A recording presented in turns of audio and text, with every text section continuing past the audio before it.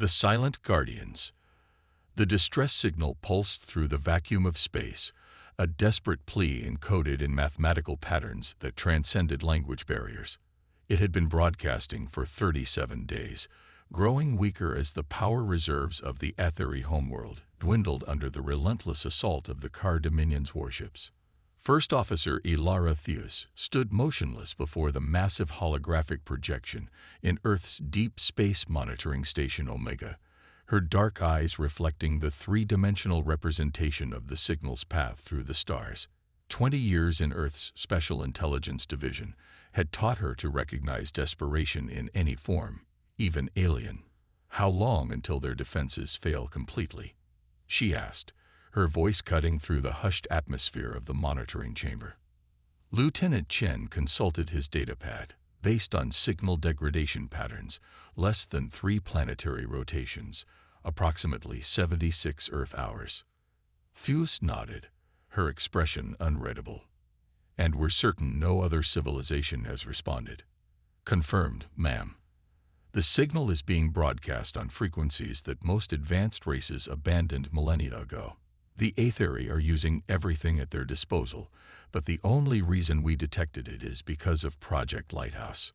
Project Lighthouse, Earth's ultra-classified network of quantum-entangled listening posts scattered across 3 spiral arms of the galaxy.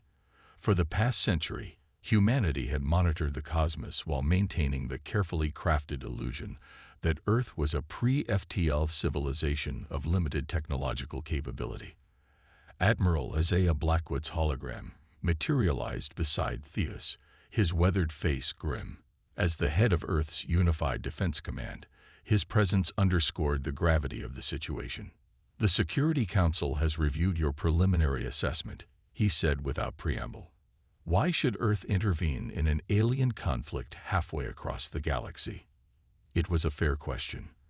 For 200 years, humanity had adhered to a policy of strategic isolation, observing galactic politics from the shadows, while developing technologies that combined human innovation with reverse-engineered alien tech recovered from crashed scout ships and covert operations.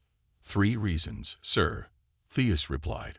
First, our long-range intelligence suggests the Car Dominion is methodically expanding toward our sector. The Aetheri are simply the latest in their conquest pattern.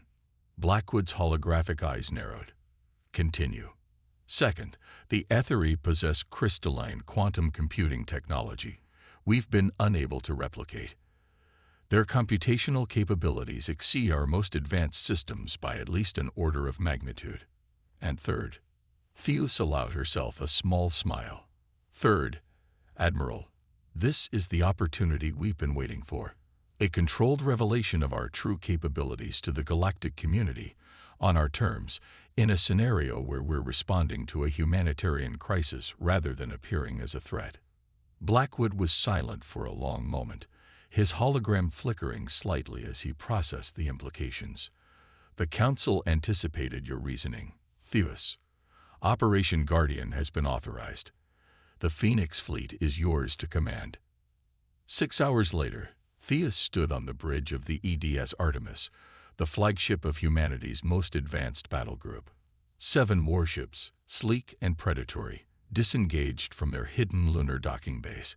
Each vessel represented the pinnacle of human military engineering, enhanced by technologies adapted from a dozen different species. Stealth systems engaged, Commander, reported Captain Maya Santos from the tactical station. We're invisible to all known detection methods. Theus nodded. Navigator, set course for the Aetheri homeworld. Prepare for Quantum Fold. Quantum Fold coordinates locked. Mom. Fleet is synchronized and ready on your command. Theus took a steady breath. This moment would alter humanity's place in the galaxy forever. Execute Fold. Reality compressed around the 7 ships, 15,000 light-years collapsing into a single step through the void. When space-time reasserted itself, the Phoenix fleet emerged at the edge of the Aetheri solar system. The scene before them confirmed their worst expectations. The Aetheri homeworld, a beautiful azure planet with crystalline cities visible even from orbit, was surrounded by 37 massive care warships. The planet's atmosphere glowed in patches where orbital bombardment had breached the planetary shields, leaving massive scars across the crystalline landscape. Scan complete, Santos reported. Aethery shields at 18% capacity and failing. Life signs concentrated in underground shelters in the southern hemisphere. Approximately 2.8 billion individuals detected. And the care. 37 capital ships, heavily armed and armored, detecting multiple weapon signatures consistent with antimatter cascade weapons. They're not planning to leave survivors. Theus's jaw tightened. Open a channel to the Aethery Defense Command. After several tense moments, the main view screen flickered to life. And Aethery appeared, a luminous, vaguely humanoid being composed of translucent crystalline structures, with pulsing light flowing through intricate internal pathways. Its features arranged in what the ship's cultural database identified as an expression of shock and disbelief. "This is Commander Ilara Theus of the Earth Defense Ship Artemis," Theus said, her voice clear and measured. "We received your distress signal and have come to offer assistance." The crystalline being's internal lights pulsed rapidly in what the translator identified as confusion and desperate hope. "Earth? We have no record of your civilization in our archives," the being replied, its voice a melodic harmonic that the ship's systems converted to human speech. "I am High Protector Lyra of the Aethery Collective. Your arrival is unexpected, but we are grateful for any aid. I fear you may have journeyed far only to witness our extinction. With respect, High Protector, I believe we can prevent that outcome. We request you transmit your shield frequencies so we can extend our protection to your remaining population centers."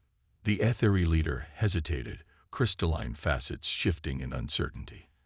"How do we know you are not care allies? Another deception to breach our final defenses." "You don't," Theus acknowledged honestly. "But according to our scans, your shields will fail in approximately 41 minutes. We represent your only alternative to extinction." The crystalline being seemed to shimmer with internal deliberation before finally nodding, a gesture they had clearly adopted for communication with humanoid species. "We will transmit the frequencies. Whatever your intentions, they cannot be worse than the fate the Care have promised us."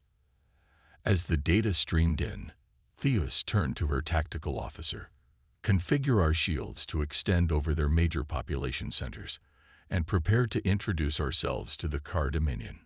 The Phoenix fleet moved into attack formation, their advanced propulsion systems allowing maneuvers that would have pulverized unprotected human bodies, if not for the inertial dampening fields, one of humanity's unique contributions to spacecraft technology. The Care noticed them almost immediately. 3 massive warships broke from their bombardment pattern and moved to intercept, their weapons powering up. "They're hailing us," Santos reported. On screen. The view screen shifted to show a reptilian being with iridescent black scales and 4 crimson eyes. Its mouth, filled with metallic-looking teeth, formed words that the translator converted to English. "Unknown vessels, you have entered territory claimed by the Car Dominion.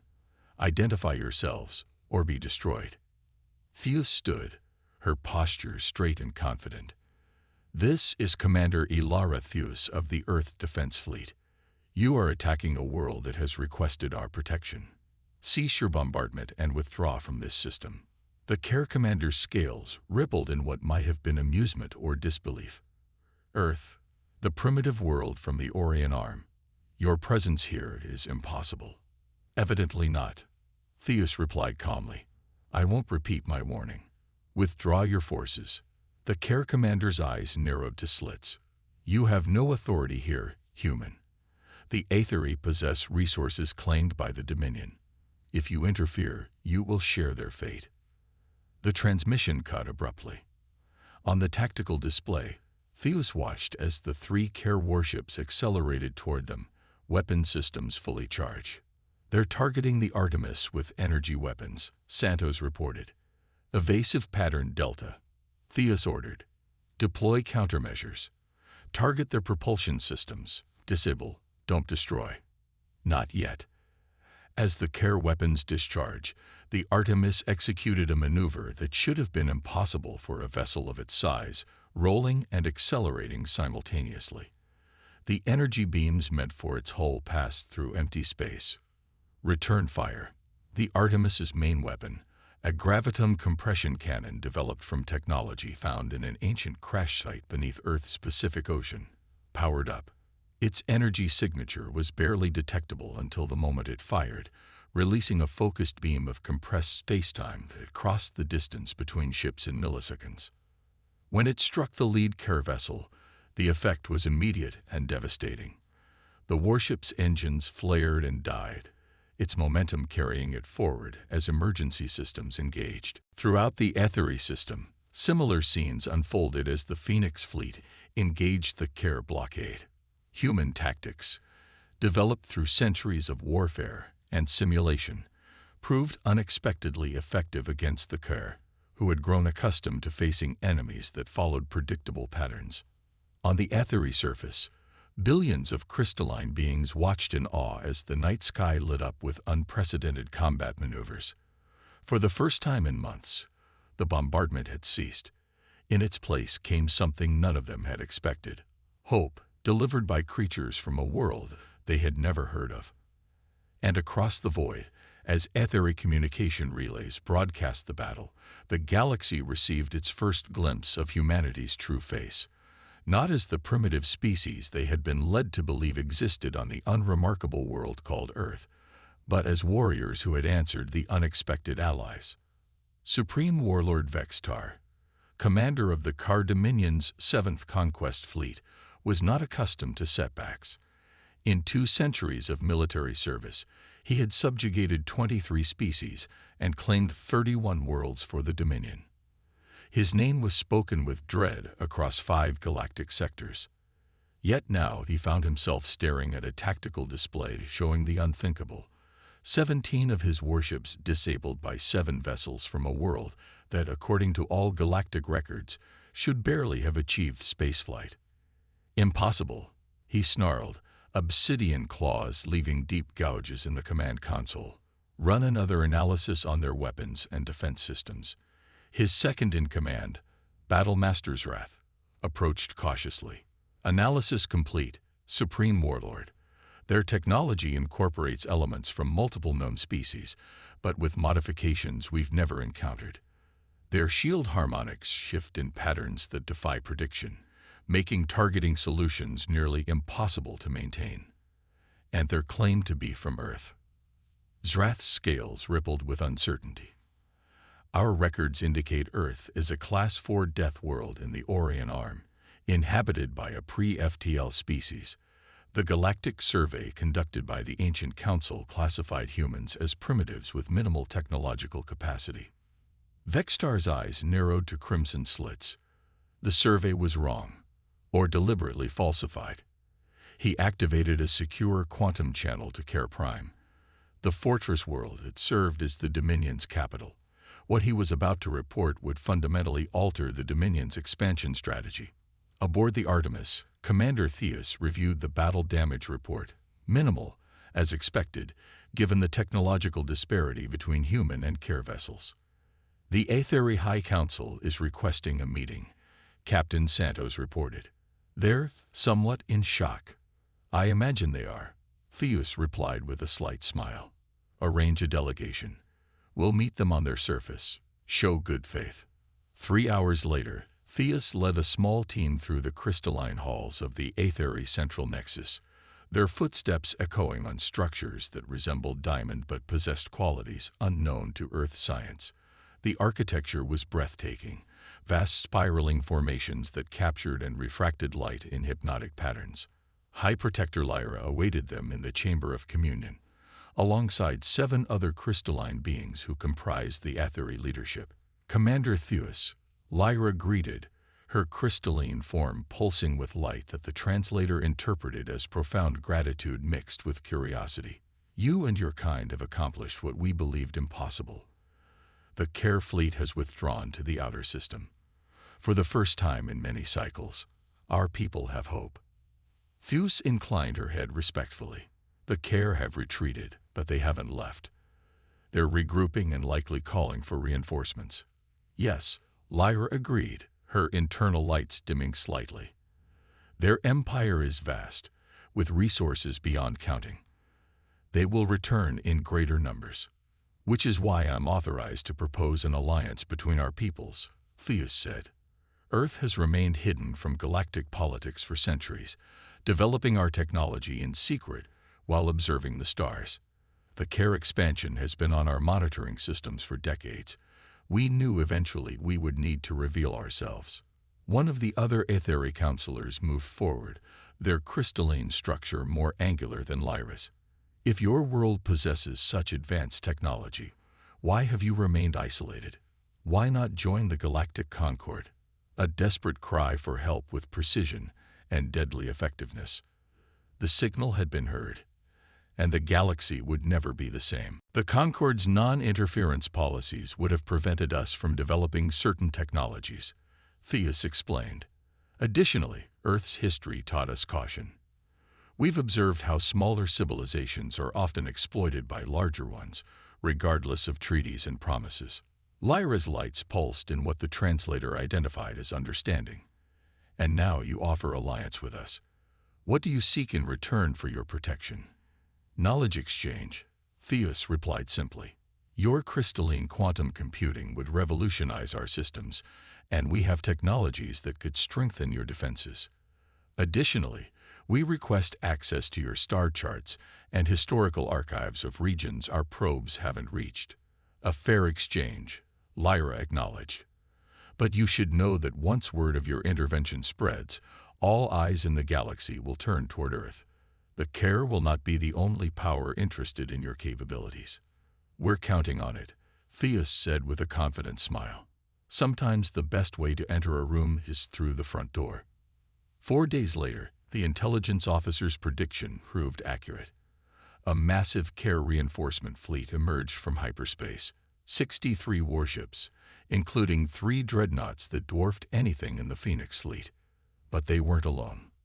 Observer vessels from 7 major galactic powers materialized at safe distances, monitoring arrays extended. The Galactic Concord, the loose alliance of civilizations that maintained a fragile peace in the galaxy's core regions, had sent representatives to witness the confrontation. They're here to see if the rumors are true, Santos remarked as they tracked the observer ships. If primitives from Earth really defeated a Care battle group, then let's give them a demonstration they won't forget, Theus replied. During the brief respite, the Phoenix fleet had been busy. Working with Aetheri engineers, they had installed modified shield emitters across the planet's surface and deployed hundreds of autonomous defense platforms in strategic orbital positions. When the Care fleet launched their attack, they encountered not just the 7 Earth vessels, but an integrated defensive network that turned their own energy weapons against them, using quantum redirection fields developed specifically for this confrontation. The battle that followed would later be recorded in the archives of a dozen civilizations as the revelation of Earth. Human tactics, unpredictable, adaptive, and startlingly effective, combined with Aetheri quantum computing, created defense systems that seemed to anticipate the Care strategies before they were fully implemented. The turning point came when the Phoenix fleet executed what would become known as the Lazarus Maneuver. The 7 ships appeared to suffer catastrophic power failures simultaneously, drifting helplessly as the Car dreadnoughts moved in for the kill. It was a tactic no spacefaring civilization would consider, feigning complete vulnerability in the midst of battle. The Care commanders, believing victory was at hand, concentrated their forces around the disabled Earth vessels, preparing to destroy them with overwhelming firepower. It was exactly what Theus had anticipated. When the Car ships were in optimal position, the Phoenix fleet reactivated with a surge of power that overwhelmed sensors across the system. Specialized graviton charges, deployed during their apparent drift, detonated in coordinated sequence, creating localized spacetime distortions that trapped 29 Care vessels in temporal bubbles, where time passed at 1,000th the normal rate. For the Care inside, mere seconds would pass while the battle concluded around them. The remaining carships, including the flagship dreadnought carrying Supreme Warlord Vextar, found themselves caught in precisely calculated crossfire between the Phoenix fleet and the newly operational Etheri defense grid. "Open a channel to the Care flagship," Theus ordered. Vextar's reptilian face appeared on screen, rage evident in his 4 crimson eyes. "This defeat changes nothing, human. The Dominion will not rest until your world burns." "Perhaps," Theus replied calmly. "But before you make threats, you should understand what you're facing." She nodded to Captain Santos, who transmitted a data packet to the Care vessel. Those are the coordinates of 37 Care military installations across 3 sectors, along with targeting solutions for each. "We've had stealth observers in your territory for decades." Vextar's scales paled visibly. "Impossible. Our detection grids are based on technology you stole from the Nelvari Collective 80 years ago." Theus finished for him. "Technology we helped the Nelvari develop. We left ourselves a back door." It was a calculated bluff. Earth had indeed been monitoring Care space, but not to the extent Theus implied. However, the psychological impact was precisely what she had intended. "Here are your options, Supreme Warlord," Theus continued. "Withdraw your forces from this system and all Etheri territories. In return, we release your trapped ships and transmit the specifications needed to extract them from the temporal bubbles. Refuse, and we send this demonstration to every major power in the galaxy, along with evidence of Care atrocities across 17 systems." The reptilian warlord's inner eyelids flickered rapidly as he calculated his options. Finally, he snarled something the translator didn't catch, before switching back to the Galactic common language. "You have won this engagement, Earth Commander, but the Dominion has a long memory."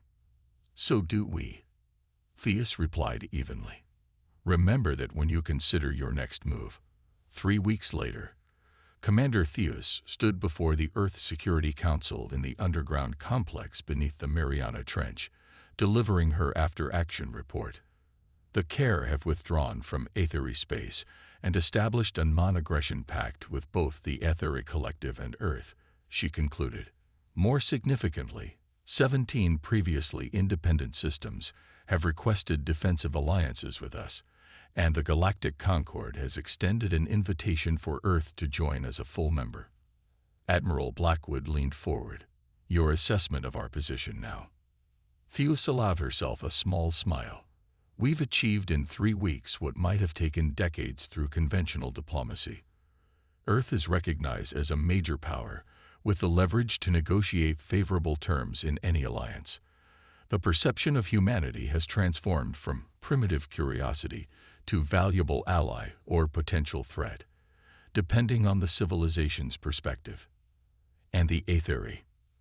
Their crystalline computing technology is everything our scientists hoped for. The knowledge exchange has begun, and they're eager to continue the partnership. Their civilization sees us as saviors, a position we can leverage for generations." Director Chen, head of Earth's Intelligence Division, spoke next.